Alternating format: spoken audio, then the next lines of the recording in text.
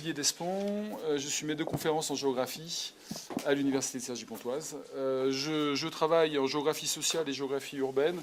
Alors, de manière un peu plus précise, j'ai beaucoup travaillé sur les questions de stratégie résidentielle, de processus de ségrégation socio-spatiale et également de politique urbaine et on va dire un peu de les conséquences, les impacts des politiques urbaines qui sont mises en place sur les territoires. Ce que je vais vous présenter ici, il y a une petite modification par rapport au titre initial, c'est mots d'aménageurs et paroles d'habitants. Alors quand même, pour présenter un petit peu l'étude, de quoi s'agit-il?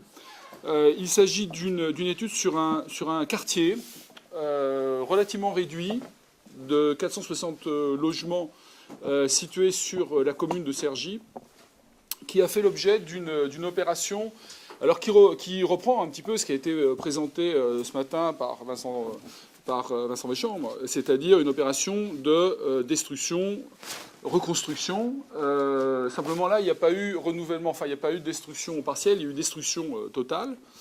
Et ce qui m'avait intéressé particulièrement sur ce territoire, c'était d'essayer de comprendre le pourquoi de cette opération. Et d'avoir également le point de vue des habitants concernés par l'opération de relogement. Alors quand même que je vous précise, la matière première qui a été utilisée, qui va donc servir ici dans le cadre de cette étude, c'est à la fois des discours tenus par les aménageurs, c'est-à-dire les documents officiels, enfin quand je dis aménageurs, les urbanistes et les politiques aussi qui vont soutenir la politique de rénovation, et ensuite des enquêtes réalisées auprès des habitants relogés. Alors, dans le cadre d'une commande de la mairie de Cergy-Pontoise qui souhaitait disposer d'un retour sur l'opération qui était en cours de relogement, de savoir comment l'opération était vécue pour pouvoir l'améliorer. Bon, mais quand même, pour vous préciser un petit peu les choses, donc voilà, sur la méthodologie de l'exploration, donc accès à des documents officiels d'urbanisme, je vais vous en présenter un certain nombre, de voir les propos tenus, donc la manière dont les choses sont argumentées dans les conventions officielles, donc entre autres conventions opérations de renouvellement urbain, donc ORU, des entretiens avec les acteurs de l'aménagement, donc j'ai rencontré pas mal d'acteurs de cette opération, des aménageurs, bailleurs, responsables de la mairie, les maîtrises d'œuvres urbaines et sociales, les MOUS et relogement, pour voir comment ils se positionnaient et comment ils appréhendaient donc, cette opération. Et ensuite des enquêtes, donc la matière première, celle qui me semble peut-être la plus intéressante par rapport au sujet, ce sont les enquêtes conduites auprès des ménages relogés. Il y a eu 3 phases, 52 ménages qui ont été enquêtés en 2006, donc c'est une matière première qui était déjà relativement intéressante. Concrètement, ça faisait de l'ordre de 45% des ménages que l'on pouvait potentiellement enquêter. Voilà, donc ça faisait un retour. On s'était engagé à tendre vers les 100%, mais il y a toujours des gens qui refusent donc, les entretiens. Donc on était arrivé à 45%, même si on avait essayé de contacter 100% des ménages relogés. Deuxième phase, c'est en 2008, on avait enquêté 46, c'était de l'ordre aussi de 45% des ménages relogés, et la troisième phase est en cours. Donc actuellement, on enquête des ménages, et après l'opération se finira, puisque tous les ménages auront été relogés, et le quartier est en cours de reconstruction à l'heure actuelle. Bon, donc ce qui m'intéresse en termes on va dire, un peu d'éléments de problématique, c'est une confrontation entre les discours d'un côté. Alors, ceux que j'appelle les acteurs forts, hein, donc ceux qui ont la capacité d'impulser, d'orienter la manière de construire, de structurer les territoires, et de l'autre côté des acteurs faibles ou même parfois des acteurs invisibles, donc ceux que l'on ne prend pas en compte, alors pour diverses raisons, soit parce que ils n'ont pas eu la capacité à se mobiliser pour peser dans les orientations d'aménagement, soit parce que on fait un peu pour eux, quoi. On pense que bien faire, c'est agir de telle ou telle manière. Donc ceux que j'appelle entre guillemets un peu des acteurs faibles, donc acteurs forts et acteurs faibles, donc ça pourrait être discuté hein, sur la construction de ces concepts. Donc les axes de la problématique, alors il y en a certains qui recoupent un peu les préoccupations du séminaire d'aujourd'hui, puis d'autres qui s'en éloignent peut-être un petit peu. Donc c'est à la fois les causes de la dégradation accélérée, la cohérence des actions menées sur les quartiers dits sensibles. Donc puisque le quartier sur lequel il va y avoir l'opération était un quartier dit sensible, même si ce n'était pas une ZUS, mais en tous les cas un quartier qui posait un certain nombre de problèmes, et la place laissée aux habitants dans l'élaboration des projets urbains. Alors, ce qui renvoie à un certain nombre de préoccupations développées ce matin. Donc, quelle est la place dans la construction, la co-construction d'un projet urbain aux habitants? Et à quelle place cherchent-ils à se faire? Sont-ils pris en compte, etc. Voilà, c'était un peu les axes de la problématique. Alors que je vous précise quand même par rapport à la commande initiale de la mairie, ce qu'il faut savoir, c'est qu'il y a des sujets qui étaient dans la commande initiale, c'est-à-dire l'évaluation de l'opération de relogement, le nouveau mode d'habiter dans les nouveaux quartiers. Ça faisait partie de la commande initiale.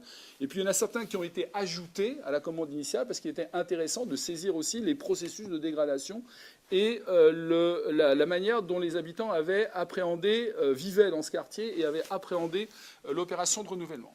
Bon, les risques inhérents à une telle approche, on les connaît. C'est-à-dire qu'à partir du moment où on entre dans un travail de recherche, où l'on va mobiliser de l'information, bon, alors pour faire court, ça c'est une approche inhérente à toute démarche de recherche en sciences humaines et sociales. Bon, c'est avoir une approche un peu démagogique, c'est-à-dire poser les habitants en victimes. Une simplification, réduire les positions des aménageurs d'un côté, aménageurs et mairies, ou versus celles des habitants à des positions très univoques, alors que c'est toujours très complexe. Il y a des choix, il y a eu des arbitrages, et il y a des formes de rapports de force. Et les habitants n'ont pas tous les mêmes positions par rapport à l'évolution du territoire sur lequel ils résidaient.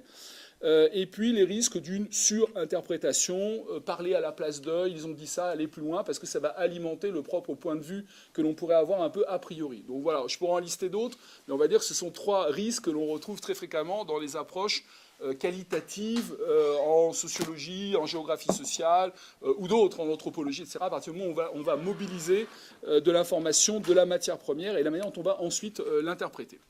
Alors maintenant, pour continuer un peu sur la question de la confrontation des discours des acteurs, il y a évidemment des écarts dans les positions. La matière première utilisée du côté des aménageurs, c'est des éléments qui ont servi pour établir un diagnostic objectif, c'est-à-dire essayer de mobiliser des données statistiques, etc., pour essayer d'alimenter l'action, justifier l'action qui allait être entreprise sur le quartier, en mobilisant des sources statistiques variées.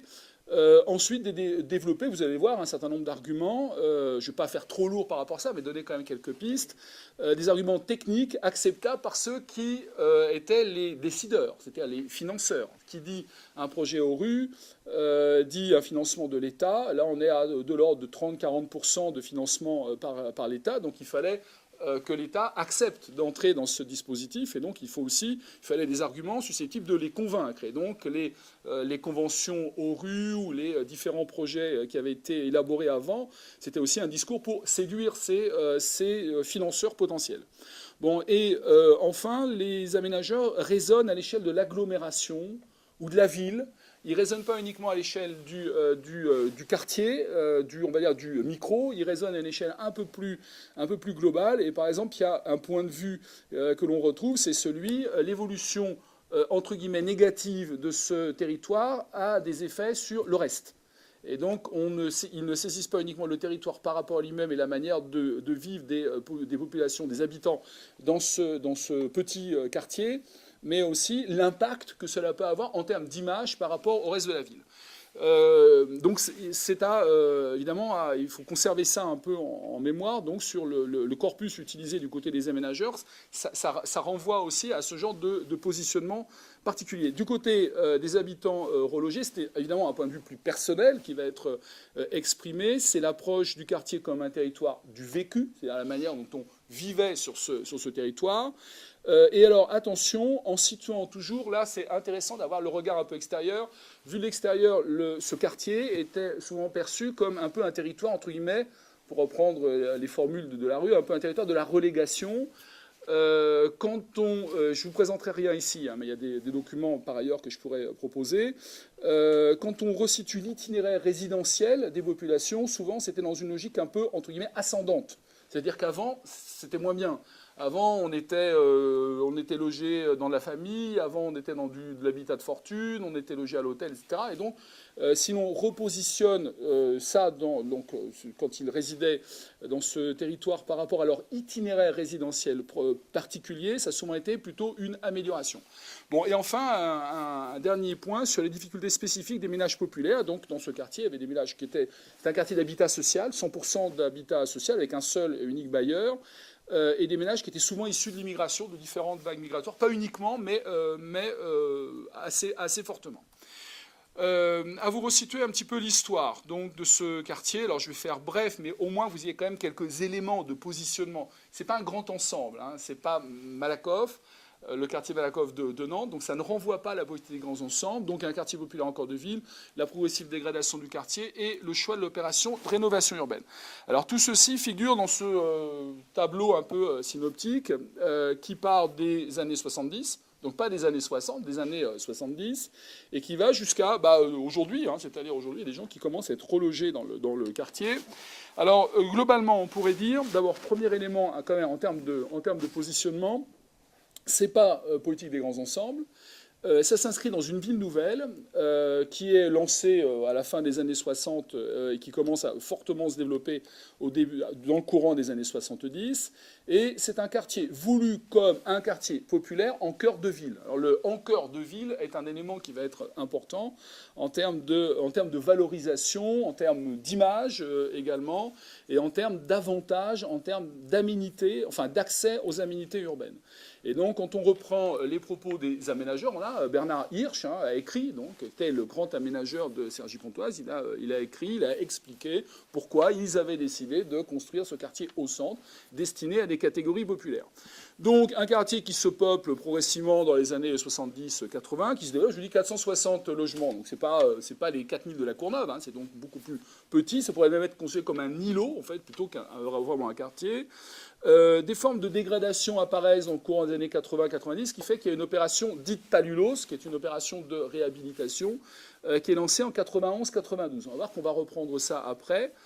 Celle-ci apparaît comme en fait relativement insuffisante. Et l'évolution en termes de dégradation, alors on pourrait voir quels sont les identifiants de la dégradation du quartier.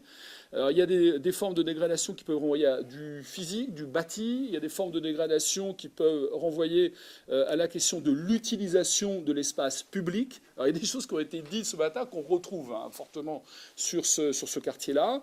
Et avec, pareil, j'aurai peut-être l'occasion de développer après, une forte opposition entre l'espace domestique, fortement, entre guillemets, approprié, pour reprendre la discussion de ce matin, et un espace public qui, progressivement, va aller un peu à volo et va poser un certain nombre de problèmes et qui va créer un peu des stigmates du quartier. Bon, et pour utiliser aussi cette formule, un quartier qui va être stigmatisé, perçu avec une image négative. Donc, pareil, ça renvoie aussi à un certain nombre de thématiques développées ce matin, et donc perçu comme négatif pour la ville elle-même. Bien. Alors, c'est pas le seul, hein, il y en a un autre. Il y a Cergy-Saint-Christophe aussi, hein, donc qui est de plus grande taille. Voilà, donc ça permet de repositionner un petit peu les choses. Bon, ce qui a entraîné deux types de réactions. Premièrement, de la part du bailleur qui avait décidé au début des années 2000 de relancer de nouvelles opérations de réhabilitation, et ensuite la mairie qui, à partir de 2002, considère que la réhabilitation n'est plus la bonne solution et